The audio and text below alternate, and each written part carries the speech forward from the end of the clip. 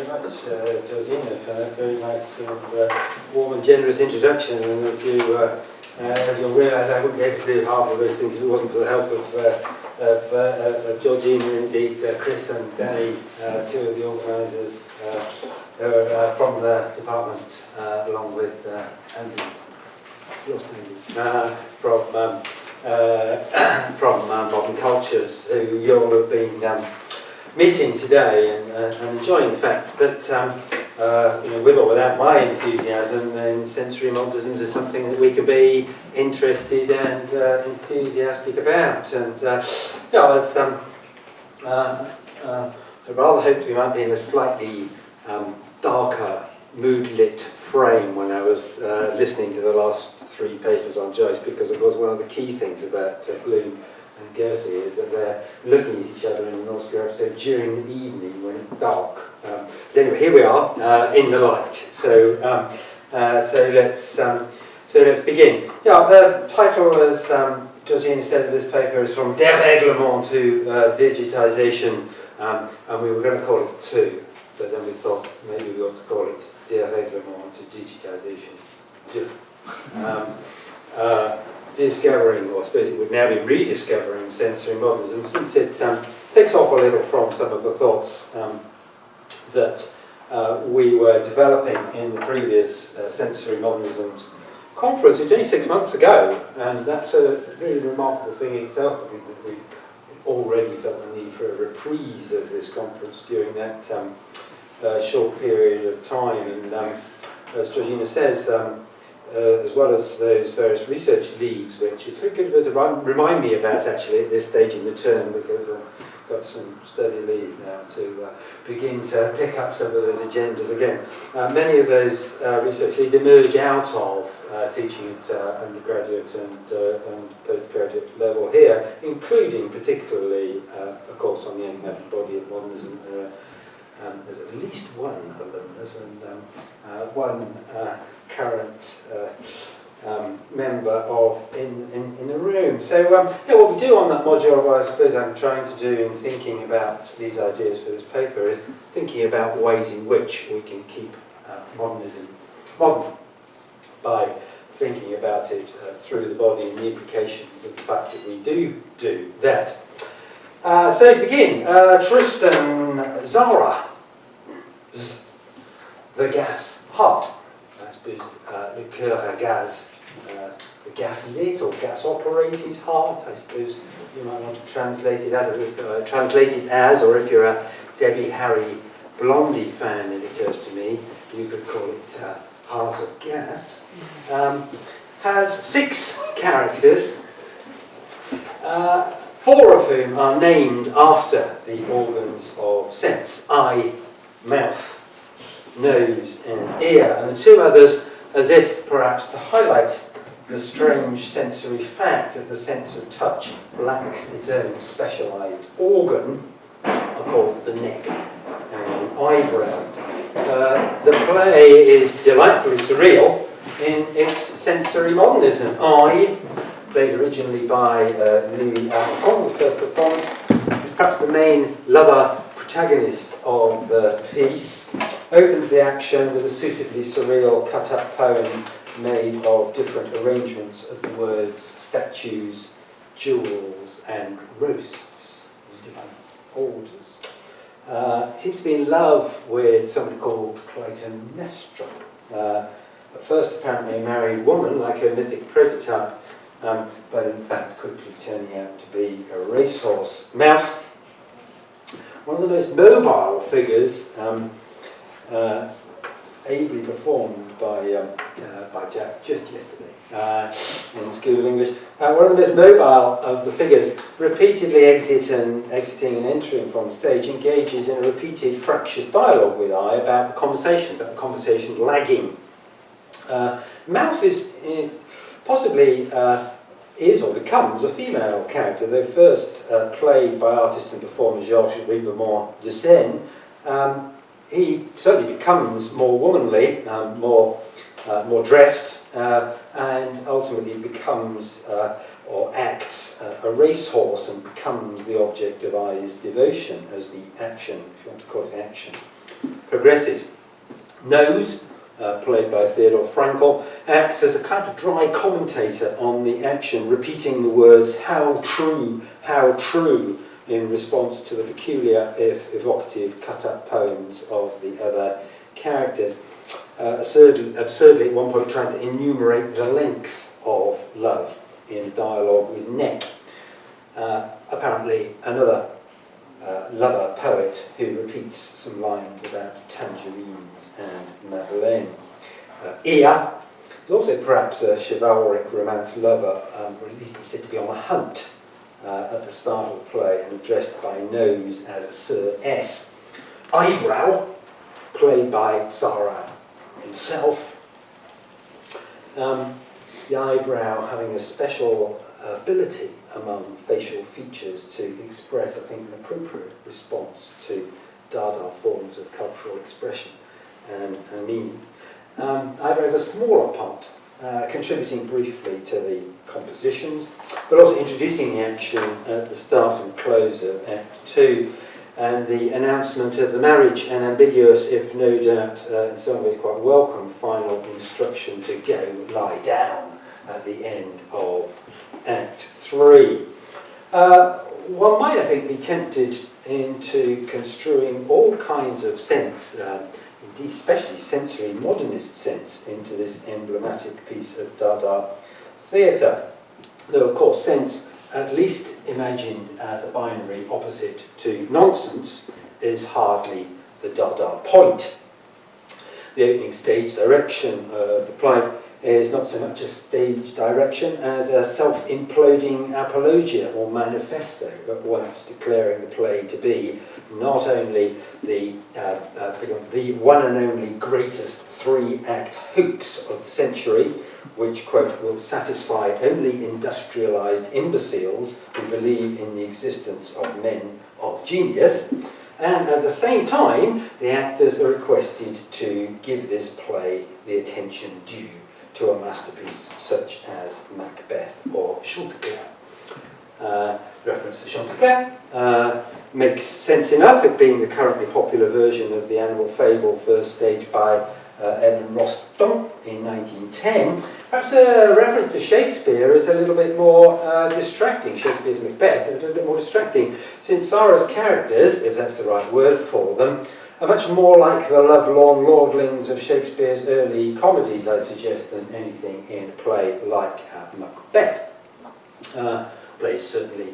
about the body in some sensory modernist way. Robert Knopp, for example, his theatre of the avant-garde, invokes another Shakespearean bodily context, that of Coriolanus and the fragmented body parts as a kind of Hobbesian political symbol of the body's rebellion against its controlling organs. Against in that speech by Menenius in Act 1 of Coriolanus, the revolt of the organs against the belly that feeds them. Though we might perhaps want to say that such a revolt might equally well be construed in sensory modernist terms as a revolt of the bodily organs against the brain, for example, in a typical kind of binary. Or here perhaps in Starr's case, as a revolt against the conventionally romantic heart, on the one hand perhaps, flavour of this newly surreal satirised version, or perhaps as a revolt against the newly technologised heart, or the threat of the newly technologised heart, the gas heart of the title of the play. Zara's play, first performed in Paris 1921, might perhaps be read as a symptom of, or as a comment on, the specialisation, commodification, isolation of sensory functions enhanced by modern technology and discussed by theorists of the modernity of the senses like Tim Armstrong and Sarah Danius. It doesn't perhaps matter especially that the characters don't particularly relate to the sense organs whose names they bear, unless perhaps you think of the eye as the organ and mouth as the object of the desiring gaze, for example, as one might.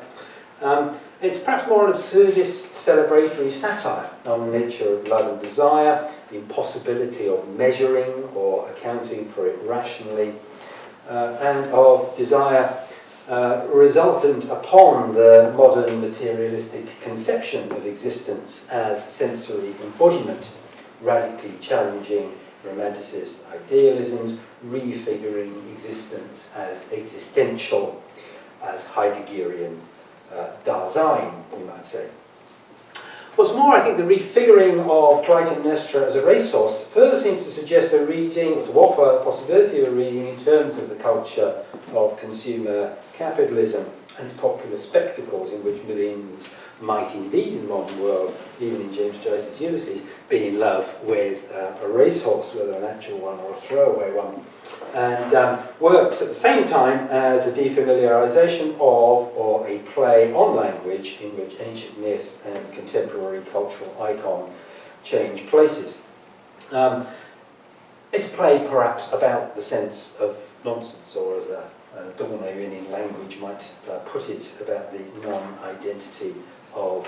identity. It marked a new revival in Dadaist aesthetic in Paris of the time, leading up to the famous rift between Sartre himself and André Breton on different strains of surrealism. Well, apart from the fact it's fun, I suppose one reason, main reason perhaps, why I introduce my talk by describing Sartre's plays, because many years it seems to me that works like Sartre's have been at least partly obscured under something of a cloud of neglect, fueled by anxieties about the political irresponsibility, for example, the incorrectness endemic to the avant-garde, or by the need to promote the achievement of canonical modernists like James Joyce. I'm partly guilty, I have to say, canonical modernists like James Joyce, Eliot, Woolf, Beckett, against a background of less intrinsically significant, more experimental work. Though, of course, as time goes by, it suggests it's as much the connections between the modernists and the avant-garde contemporaries as the differences that may excite and motivate our interest. And very frequently, I think, we find that avant-garde and experimental work of the period often has an uncanny kind of congruence, not only with the world of our interests, informed, for example, by continental theory over the last generation, but also our interest in the period itself, having an enhanced ability, if you like, to crystallise in a set of strikingly relevant gestures those shifts in the structures of feeling, what theories like Rancière might call the dispositions of the sensible that make up the aesthetic of the time. And we'd only need to point to the presence in Joyce's 1921 body scheme of the episodes of Ulysses, of the heart, for the Hades episode, such organs of sense as the ear for sirens, and both eye and nose, interestingly, for Nausicaa. And though there's no mouth in the body scheme, the esophagus for the digestive system for Lestrygonians, and the skin, perhaps as something approximating an organ of touch in Lotus Eaters, to see the closeness of Sartre's Dadaist gesture and such a mainstream canonical modernist text.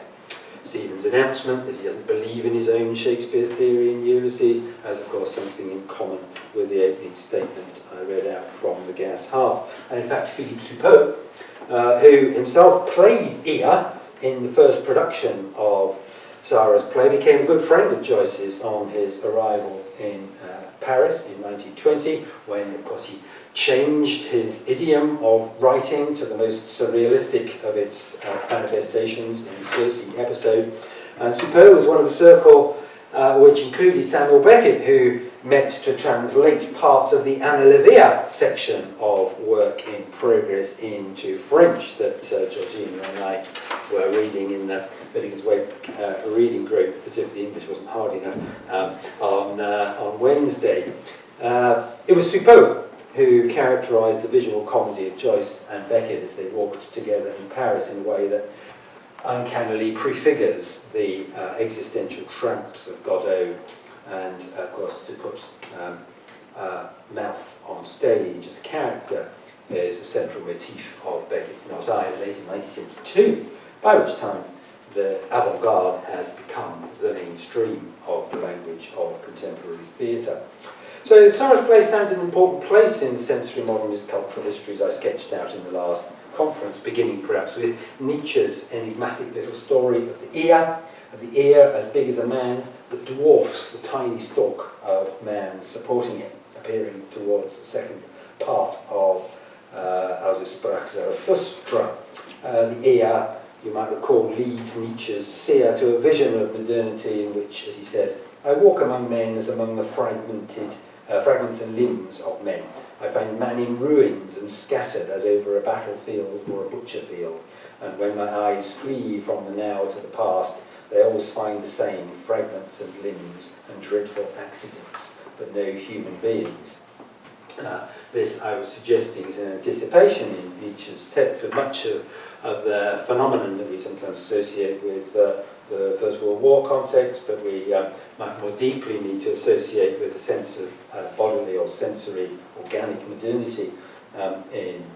Picasso's surrealism, Joyce, etc. And it's part of what I was suggesting we might find in modernism as a striking kind of manifesto for sensory modernism in such moments as Joseph Conrad's famous declaration, when he said, as you'll recall, my task which I am trying to achieve is by the power of the written word to make you hear, to make you feel, above all to make you see. That and no more, and it's everything. If I succeed, you shall find there, according to your deserts, encouragement, consolation, fear, charm, all you demand, and perhaps also that glimpse of truth which you have forgotten to ask. Such modernist literary expressions invite cultural contextualization in emerging sciences and technologies of senses and sensation of their time, and have begun to receive it in some of the works that we all refer to, like Sarah Danius' Senses of Modernism, Ulrika Maud's Beckett Technology and Body, Abby Garrington's Haptic Modernism, Sam Halliday's Sonic Modernity, two books from Edinburgh, in the series edited by Tim Armstrong and Rebecca Beasley, and most recently, you may have noticed, since Sensory Modernism 1, the Cambridge Companion to the Body in Literature, which is full of confirmation of the relevance in new thinking of this kind of material, this kind of approach. So it's something which can take us on an exhilarating adventure, interdisciplinary adventure,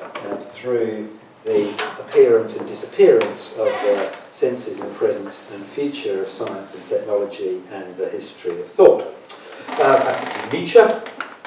is, as many of you will know, one of the so-called spurs, starting points for Dérèglement, his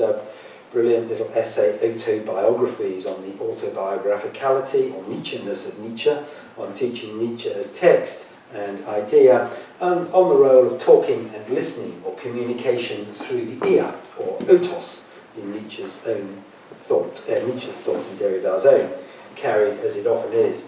by the potential of the homophone as perceived by the ear, as in the English title of the collection which it appears. It's an essay on the ear of the other, which becomes, in Derrida's argument, the minimal or definitive material point of contact between the teacher and the student, between the talker and the listener, that is the university, at least in the sensory sense. We might perhaps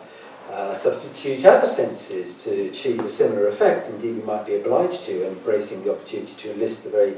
special sensory awarenesses of, for instance, the visually impaired and even also the hearing impaired student.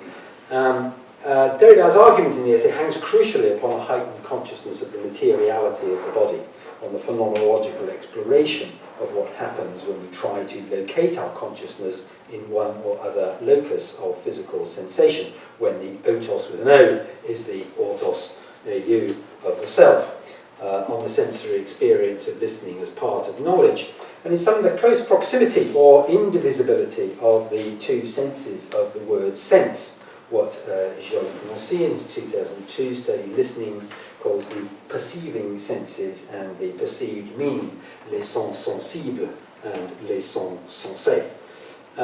In his perhaps even more exciting book about Nancy, On Touching, Derrida unpacks the history of the senses, liberating the animal sense of touch, beginning with the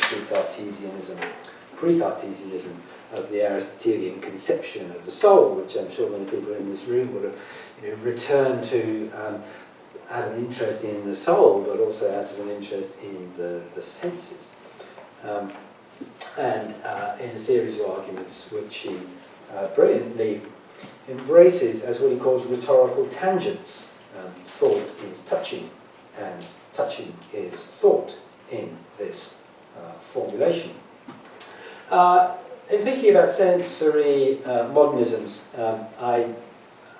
invoked last time, I'd like to invoke three drastically compacted, alternating and overlapping mini-histories of the modern, which might inform our inquiry in different ways into the sensory modernism of modernist literary texts, and Nietzsche's story of the ear and its Dérèglement development especially appealed to me, since I suppose the first of those mini-histories might consist in a contrast between Hegelian and Nietzschean conceptions of modernity. For Hegel, modernity in history, neatly exemplified in the introduction to the philosophy of history. It used to be a kind of set text in thinking about modernism in the anthology literature. Those things are defined as progress through dialectical opposition and synthesis towards an ultimate goal of the self-realization of spirit, or Geist, which is, at least risks being a relentlessly abstracted sense of modernity with the geometrical form.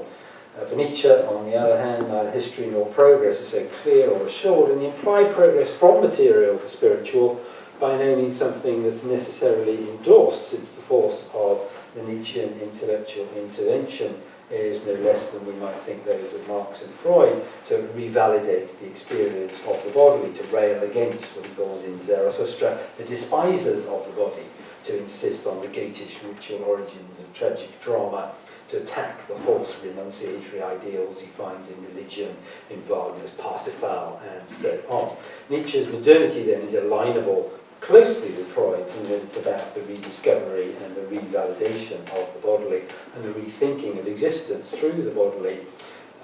however it might be expressed in the body's struggles to transcend itself, and is perhaps intrinsically resistant to any proto-Hegelian history of modernity in which progression somehow transcends or negates its pasts rather than recycling or reincorporating them. That mini-narrative can be effectively perhaps supported by a second brief deconstruction of the history of Western philosophy and the role of the bodily within it. Then I think you'll happily recognise this closely related to the first one, which focuses on the so-called Cartesian divide. Everybody, of course, recalls the Cartesian cogito.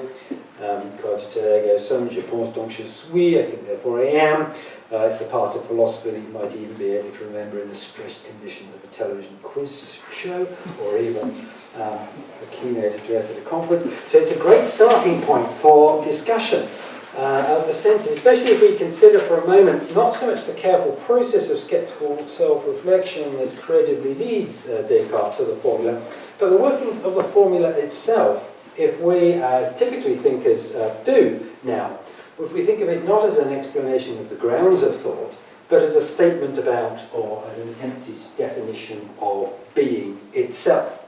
The Cartesian cogito, if taken in this way, can be quite easily made to seem quite absurd in certain juxtapositions, placing, for example, its bold claim, I think, therefore I am, next to more physiologically based formulae, such as I breathe, therefore I am, or I eat, sleep, or need sex, or defecate, therefore I am, or indeed more contemporary or futuristic versions, like Margaret Atwood's future techno-nerds who say, I think, therefore I span. Such physiological and definitions speak directly to our common sense or ideology of being, and immediately call into question the Cartesian divide on which at least one so-called history of Western philosophy is based. Though paradoxically they might of course do that as much when one or other of the physical senses is absent or disabled as when it's functioning normal. And as in the Atwood version I threw at you, social or cultural being might, in its way, be as important as physical being in further exposing the Cartesian formula in a way that appropriately recognises the spectre of Marx and the sensory modernity of consumer capitalism, even in the construction of the physiological being of the postmodern human subject. So in that context, last time we were throwing for discussion into the room the possibility of refiguring the Cartesian cogito in more contemporary cultural physiological form, as not just I eat, therefore I am, but I eat crisps, therefore I am. Like crisps are symbolic. In some kind of way in this conversation, and I think it was partly because of course one of our organisers is called Crisps, so I thought maybe we could call it the Crispian post-Cartesian cogito, and then Georgina brought in some crisps to our Fillings Week reading group, and things began to fall into place. But can I justify this idea? Well, I think you can if you think about the implications of your eating of potato crisps and the way in which you might formulate them as part of your being as a subject of modernity. As somebody might pipe up, for example, from a gender perspective, I eat crisps because I'm a woman. Or if you want to register the presence of consciousness in our developing post-Cartesian definition of being, we might come up with a cogito which something like, I eat crisps because I'm a subject of 21st century consumer capitalism, but suffer a sense of anxiety about the implications for my diet and self-image. Therefore, I am. Which is a very long sentence, but its kind of mini history brings us, I think, into an interesting territory of way in which consumption and identity and society function in modernism in ways that anticipate our post-modernity, and certainly have led me into a fascination which Georgina referred to in her introduction, fascination with what I think I like to call the metaphagic element in our diet and consumption. And metaphagic, by metaphagic I mean, I suppose, that which is, as it were, non-nutritional in eating, in food, and the extent to which and the ways in which that might be thought to be an aspect of our sensory condition, an aspect of what we eat in modernity. So I'm just delighted to see papers about Plumtree's potted meat pots in Joyce in the conference. I'm just slightly confused by the fact that somebody might actually think the meat was missing, when the important thing about the Plumtree's potted meat is, of course, the advertising, is the fact that it's got a message at some level. Perhaps, certainly, it is, as I was saying to Harriet earlier, for consumers now who like to purchase empty pots of Plumtree's potted meat because it's associated with James Joyce. So the metaphagic. What is it?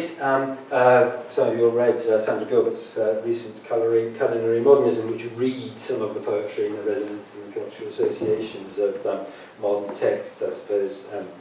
Stein's Tender Buttons in particular becomes a really key text in this kind of discussion. But I suppose I was seeing the metaphagic in my sense of sensory modernism, particularly as it develops in post-modernity, kind of in opposition to some of those complaints that Remarque makes in Mythology about the photography of food, about the genre of food photography, which takes pictures of glaze and, if you like, mystifies the production of food itself. It's not the photograph of the cherry, it's the cherry itself, because as Barth kind of angrily suggests in the 1950s. I think resisting that, because I think now that we're in the 21st century, and at least those of us living in Western societies are as much confronted with the problematics of overproduction of foodstuffs as with the underproduction of foodstuffs. And the metaphagic is a curious, offers curious possibilities for negotiating the cultural sphere, which in some ways might be kind of healthy possibilities. That, eating and advertising is in some way preferable, or at least provides you with a strategy of resistance to consuming the object itself. And in a food stuff like crisps, of course, you enter into the territory of food manufacture, where it really is the metaphagic thing that you're buying or purchasing. Anyway, I know there's some potato somewhere there in a potato crisp, but if you wanted a potato, you'd go and buy a potato. The reason you go and buy a potato crisp is because of the flavouring and the marketing of the flavouring, the identity of the flavouring of the crisp that it offers, and the curious intermediary status it has between food and non-food, which can of course be problematic in certain ways. But in some ways, I think most metaphagic subjects of post-modernity would also find it quite enabling. In fact, our things we're reading through, I believe we had Christmas-themed pigs in blankets, flavoured crisps, just yesterday. I think it was the pigs in blankets that were enjoying as much as the crisps. My suggestion. Sensory modernism, to jump quickly back from crisps to Kant, involves us in a series of mini histories of which with Kant and let's say Kant's struggle with the concept of the aesthetic seems to me to be another significant moment. Kant, as you'll recall, emerging through a crisis of Enlightenment modernity of a century earlier, struggling with what to do with the idea of the aesthetic in its modern sense as relating to beauty, taste and the arts, which is a new sense, of course, in the 18th century, in the work of Baumgarten in 1750, previously before that relating to stimulation by the five senses in a much more physical way. Kant, of course, thought arises not from the senses, but according to certain categories, in self-sufficient a priori forms. And so in the Critique of Pure Reason, he rejected the validity of Baumgarten's aesthetic project, only famously to recant in the magnificently problematic Third Critique, the Critique of Judgment in 1790, in which a supplementary or non-categorical category of judgment, of taste, and the aesthetic is finally admitted. And I think our sensory modernism of the early 20th century and since is still reenacting this crisis of the aesthetic in its encounters with the sensory within the modernist aesthetic a century later. And of course the intention of my mini histories is not necessarily to shut down the Department of Philosophy, but to open up an analysis of that territory that's still the proper territory of literary writing, of literary fiction, and of poetry. That's the territory of the aesthetic, the empire of the sensible, Rancière's disposition of the sensible, the world of sensitivity, of sensation, and of the senses. The Kantian conundrum of the barely commensurable relation of reason and the senses seems to ensure that the articulation of the gap becomes an inexhaustible discursive field for us, let's say. And materialist modernism, such as when Benjamin reconfigures the cinematic actor as the whole living person, yet without its corporeality, foregoing its aura, the aesthetics of the architectural in its appropriation by the use and by perception, or rather touch and sight, of the subject,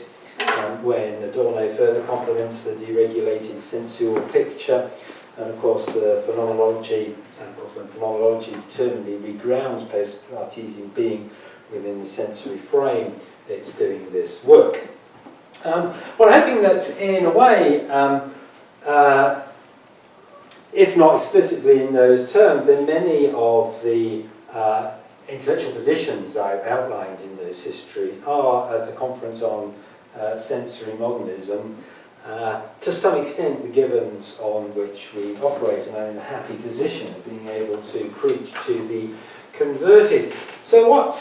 might I ask, what further advantage am I hoping to gain by adding in that other mini history, that of my title, History from Dérèglement to Digitization, which into which I'm hoping that my opening example of Zara's Heart of Gas, I've got the Blondie title now, Art of Gas, copyrighted, might fit. It's a title which seems to propose another historical narrative. I think to some extent Ben's paper was buying into for us, that impinges on sensory modernism, which begins with Rimbaud's famous late 19th century declaration, inspirational from Bohemian modernism to Bob Dylan's anthemic "How Does It Feel?" That the poet should become a seer by a deregulation, derangement, disordering, dissolution of the senses, a dérèglement de tous les sens, in the Virgin that Steve quotes in his great chapter in that new Cambridge Companion to the Body in Literature, long, immense et raisonné dérèglement, a long, vast and reasoned derangement of the senses. It seems to invoke and head perhaps with a sense of anxiety towards a future defined by the postmodernity of Zizek, Baudrillard, the virtual world of the iPad, computer games and social media that promises in 2016 with the new VR headsets like the Oculus Rift and Sony Morpheus. The new academic media dream of a kind of Noah's Ark of a totality of digitized information, and perhaps the final disappearance of the meat space, the space of the real.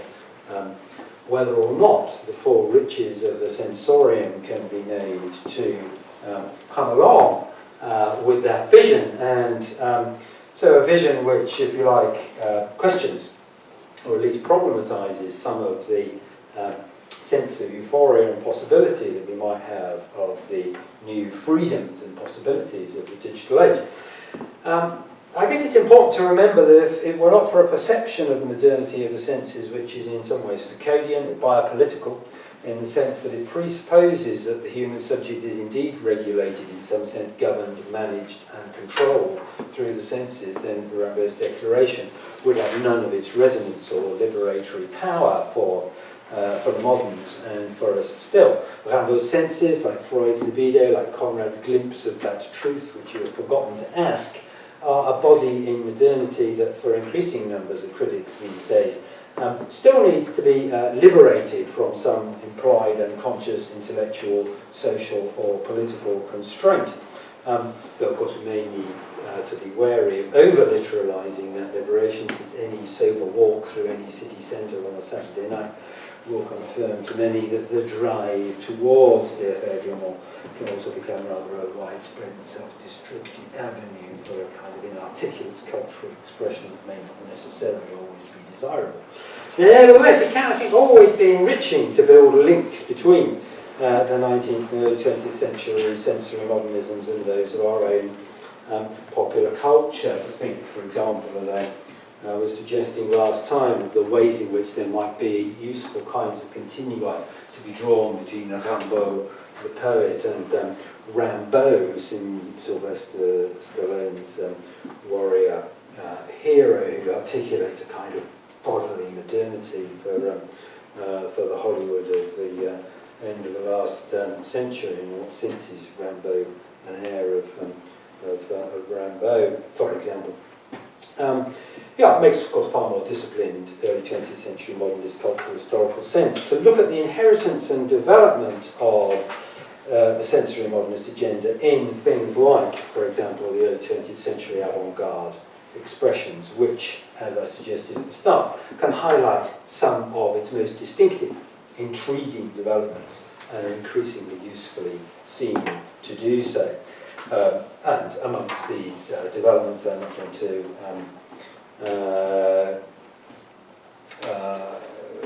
extend that argument at the moment, but among these developments, perhaps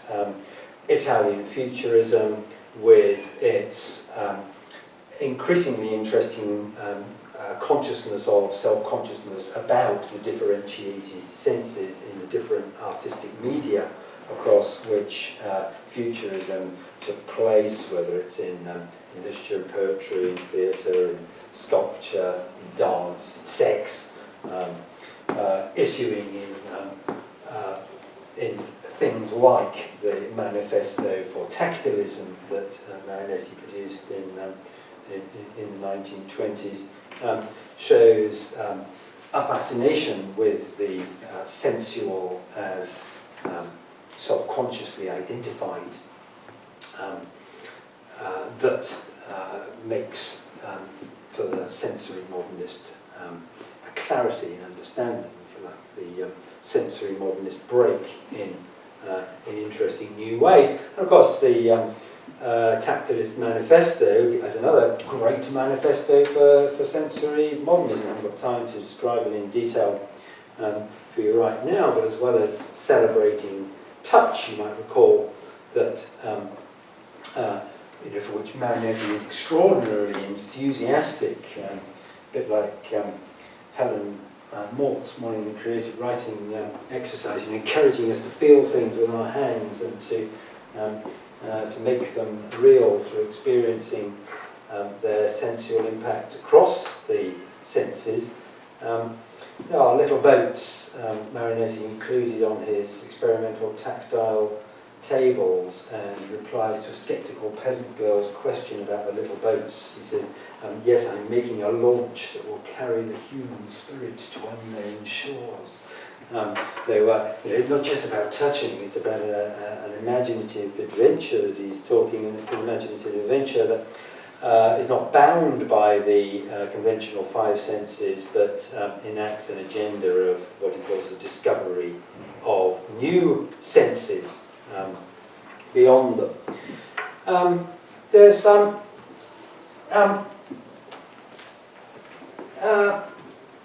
I suppose you could say a spectrally Marxian kind of critical chronology of the modernity of the senses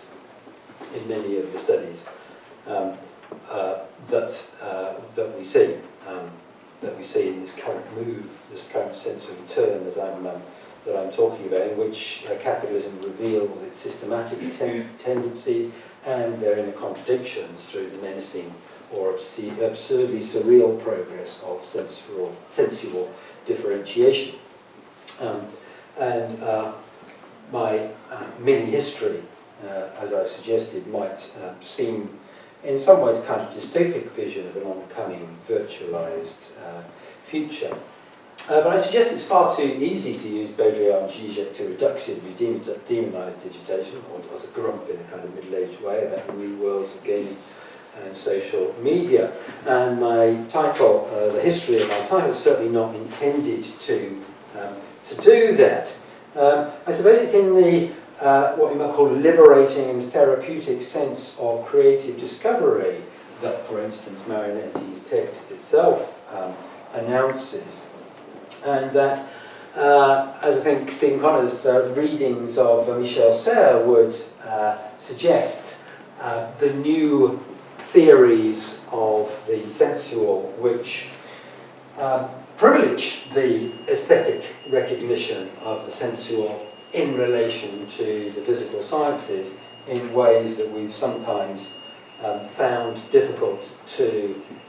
privilege them in the past, that offer us the exciting potential for the future. If you read Michel Serres, some of you will do, and there's somebody doing a paper on French reception of Wolf, which I think would be a great example. If you read what he says about the first tasting of a bottle of Chateau du Quem in the opening of the third chapter of his book, I think you have a sense of the way in which his articulation of the sensory experience of that encounter with a famous French wine, famous French wine, somehow or other calls into question and goes beyond the potentiality of the physical sciences, even still, to be able to articulate that sensory experience in a directly quantifiable way. And this is exciting for us. It's an exciting potential that Connor announces in his essay, both Serres' response to Wolf and also his sense of the future of an expanded role for the literary and for the aesthetic in understanding of the senses. And clearly also our aesthetic abilities to think about sense, our ability to use and trust the language in which we use words like sense, has had and will continue to have effects on the, if you like, the science of physiology and its ability to think beyond the famous physiological five senses. Comte, say, for example, lists the new autonomous senses that are now recognised by physiology, things like thermoception, perception of heat and cold, nociception, the sensation of pain, itch, and equilibrioception,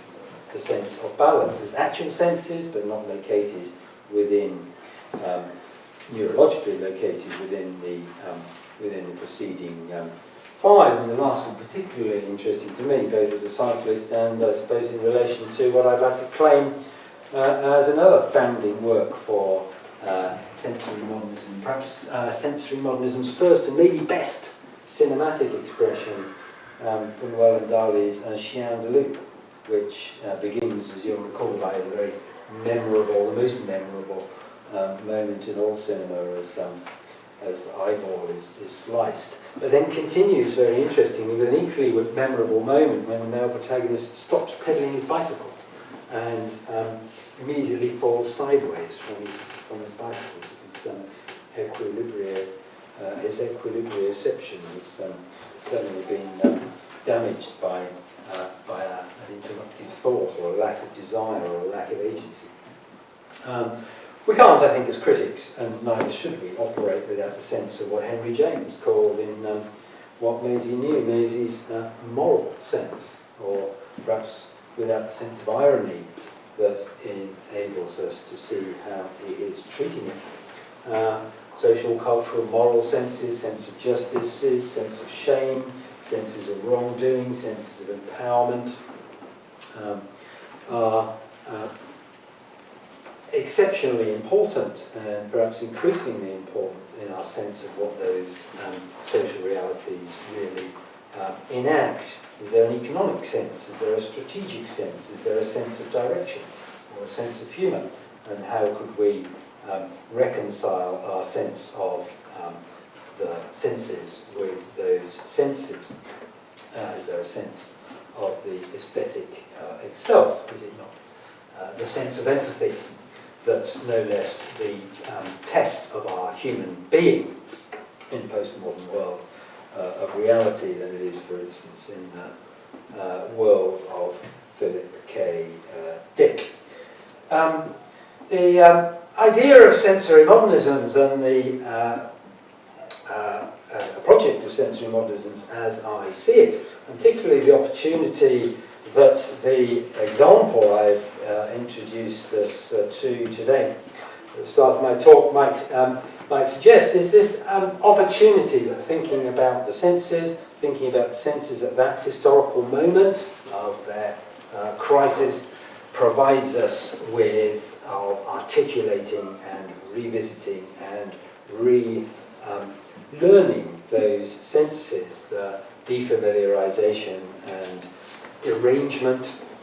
the dérèglement of our senses that Rimbaud demands and that Sarah's play enacts, provides us with the possibility of a consciousness of the sensual that radically reconfigures our senses of reason, our senses of truth, our senses of reality, and in potentially important ways. So I certainly confirm, as Connor suggests in his article, that we can use thinking about the senses in a positive way. In fact, it could well become central to our cultural agenda for the future as a way of defamiliarizing the senses through theatre, through theory, through cultural expression, as a way of refamiliarizing ourselves with the sensual part of the aesthetic, with the sensual part of the sensual. Our senses make us newly aware and re-instruct us as to the sensual and sensory in a way that becomes increasingly liberatory. as the Foucauldian entrapments of capital and social organisation and the tsunami of digitised information and access becomes more and more of an opportunity, but also a challenge to us in the future.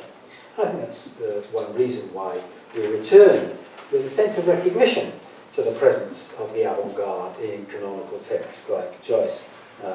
Joyce's Ulysses, canonical texts that were born within that avant-garde